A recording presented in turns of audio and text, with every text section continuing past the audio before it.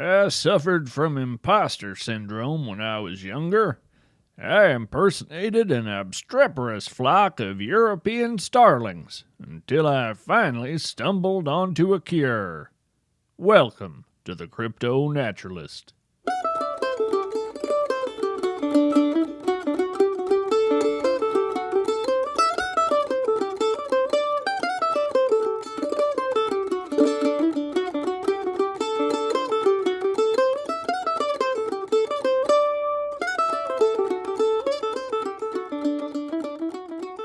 The cemetery had no gate.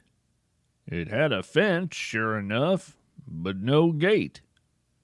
Moreover, I suspect it never had a gate, which raises some real logistical questions about how burials took place, how gravestones were hauled in, and the like. Even from outside the storm-gray 8-foot chain link, I could see tiny archipelagos of well-tended flowers on well-tended plots. Just no gate. I was standing in the ragged end of October, feeling as autumnal as a jack-o'-lantern floating down a river of apple cider. The sun had just dipped below the horizon, black trees silhouetted in an orange sky. The air was chill and smelled like rain and that citrus tang of leaf decay. I was on the outskirts of Delaware, Ohio, a small town with 2 states in its name, birthplace of Rutherford B. Hayes, and home to a cemetery that never had a gate. I had walked over the hill from Cassandra, but she honked a short message to me in Morse code. I honked back my thanks. Look near the old on-ramp, Cassandra suggested. I peered around and saw the place she meant about a mile distant. A crumbling old highway on-ramp that led from nowhere to nowhere. The nearby highway had outgrown this particular traffic structure, and now it stood as a monument to ingenuity or hubris or poor civic planning. It was open to interpretation. I walked into the wind, my face pleasantly numb, and I reached the old on-ramp just as dusk was blooming into purple-blue night. There was a husk of an old building between the on-ramp and the cemetery fence, its parking lot broken and wild with clover, thistle, and milkweed. It looked like a giant box made of sun-bleached bone. Well, except for the faded Denny's sign. I love roadside diners, and I had the impulse to take that old building as an ill omen. But I chuckled at that old superstitious reflex. Omens are make-believe, like pigeons, not real like ghosts. I moved to the fence. It strobed a pale sulphur yellow with the passing headlights on the nearby highway. I immediately saw what Cassandra had detected. It was a perfect 6-foot cut in the chain link. The metal seemed more pliant there, the 2 edges of fencing swaying and chiming off of one another like crystal champagne flutes. The whooshing heartbeat of the wind, the growl of distant traffic, the soft, toneless music of the fence. The place seemed to be having a conversation with itself, a conversation I was a bit nervous to interrupt. But, there's a quote by Helen Keller that I just love, and it goes like this. Avoiding danger is no safer in the long run than outright exposure. The fearful are caught as often as the bold. So I tipped my hat to the evening and stepped through the fence into the gateless cemetery. You know, speaking of old places and old voices, how about a classic poem courtesy of the public domain? It's time for today's Hidden Lore segment.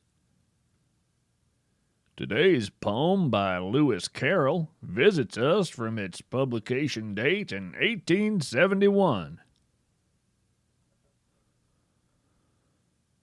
Jabberwocky. 'Twas brilling, and the slithy toves did gyre and gimble in the wabe.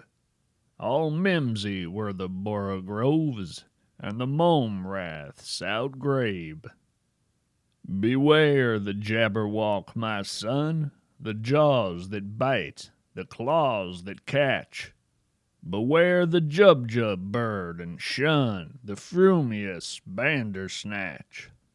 He took his vorpal sword in hand. Long time the Maxome foe he sought.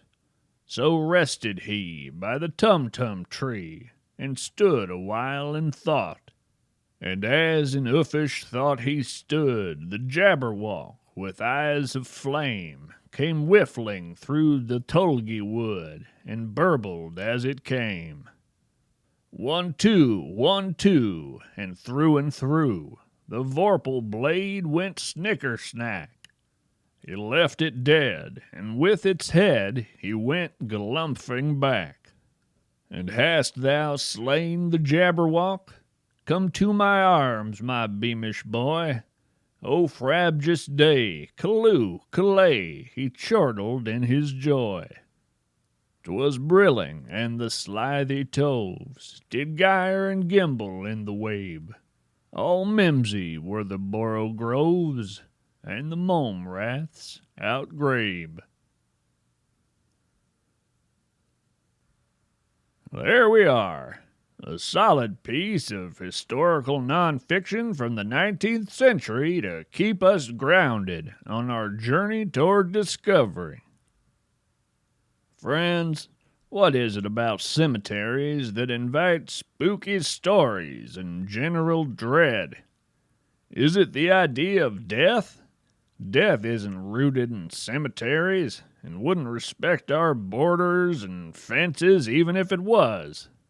Cemeteries aren't about death. Cemeteries are about love. Think about it. What are all those gravestones doing out there, dotting the green hills like granite mushrooms? I'd argue they don't represent death any more than an old poem represents death. No, they represent memory. They represent the tenderness we feel for loved ones. Our efforts to build calm bays in the stream of time. Cemeteries aren't spooky. They're adorable. They're great tracts of land set aside for stone love letters.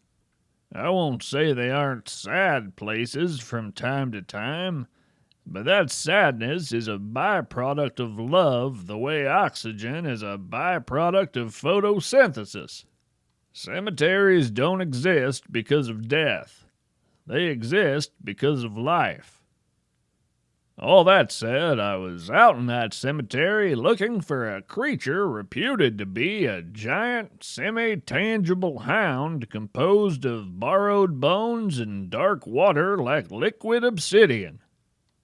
Okay, maybe a touch unsettling to some, but my larger point about cemeteries stands all the same.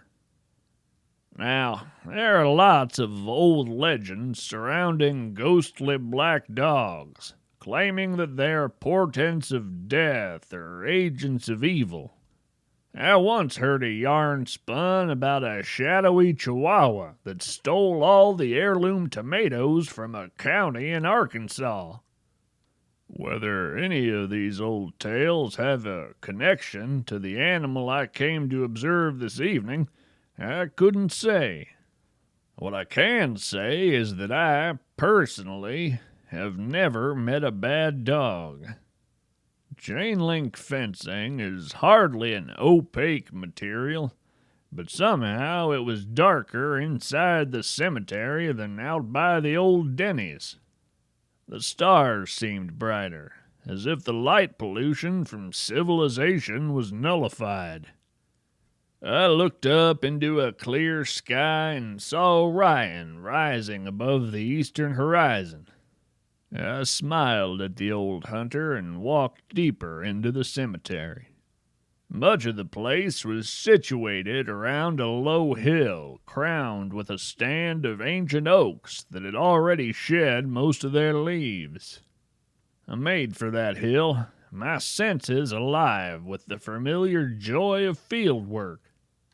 Nature is always sending marvels walking halfway to meet us.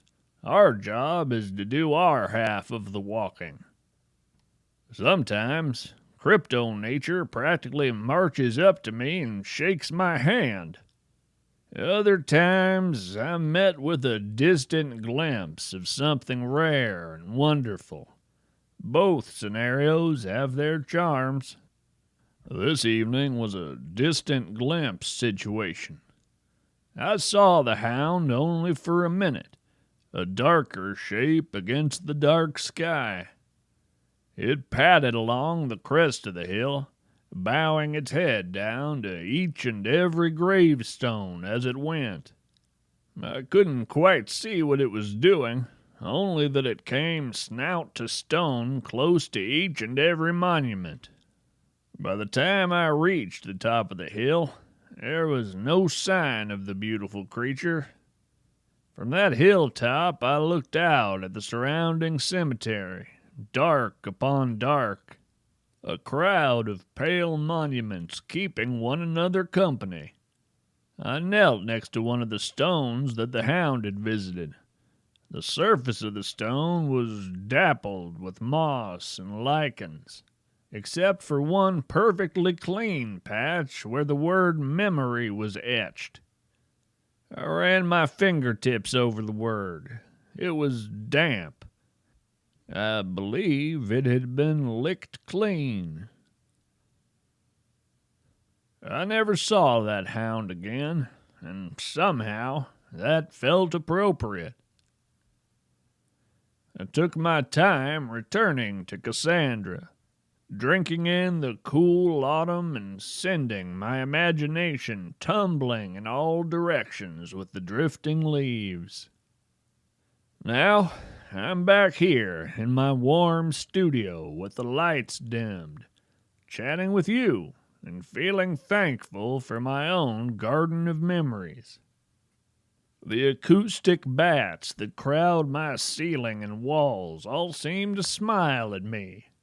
A thicket of friendly fangs surrounding me on all sides, glowing a dull white in the light from my recording equipment.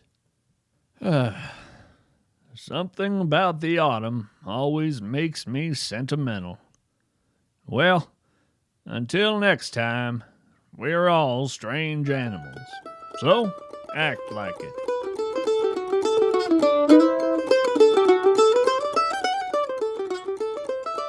The CryptoNaturalist has been nominated for the 2019 Audioverse Awards in the categories of Spoken Word Program, Spoken Word Writing, and Spoken Word Performance.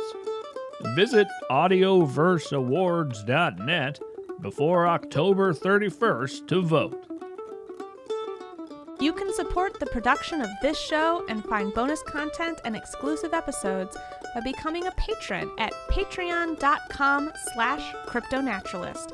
$5 a month patrons now have access to CryptoNaturalist correspondence courses, providing detailed lessons on what it takes to become a CryptoNaturalist. You'll find information about submitting your poetry or prose for our Hidden Lore segments in the About section of our website. The CryptoNaturalist is written and read by Jared K. Anderson. Our theme song is Banish Misfortune, played by Andrew Collins. Stay curious, stay wild, stay weird.